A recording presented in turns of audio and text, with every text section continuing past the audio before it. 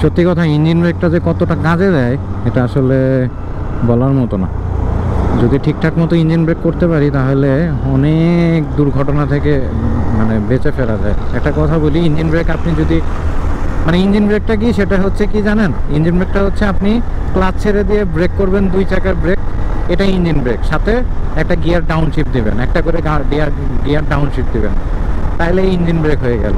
আর এটা খুব ইজি জিনিস, কিন্তু যদি প্র্যাকটিস না করেন, কিংবা আপনি যদি মানে আপনার জানা থাকলো কিন্তু আপনি যদি প্র্যাকটিস না করেন, তাহলে ভাই ইঞ্জিন ব্রেক এটা আপনি কোনো সময় কাজে লাগাতে পারবেন না, এটুকু 100% শিওর। আমি কিছুক্ষণ আগে একটু মনে হয় বিপদে পড়তে নিয়েছিলাম। আমার ব্রেকটা আগে করা উচিত ছিল, বাট করতে পারি নাই। যখন করেছি তখন ইঞ্জিন ব্রেকটাই করেছি এবং আলহামদুলিল্লাহ খুব সুন্দরভাবে ব্রেক হয়েছে। যদিও স্পিড খুব একটা বেশি ছিল না, তারপরও যতটুকু স্পিড ছিল তাতে ক্লাচ চেপে ব্রেক করলে হয়তো বা চাকা একটু হলেও ছেঁচড়াইতো। তো যাই হোক, ইঞ্জিন ব্রেকটা জানা থাকলেও আপনাদের জেনে নেন।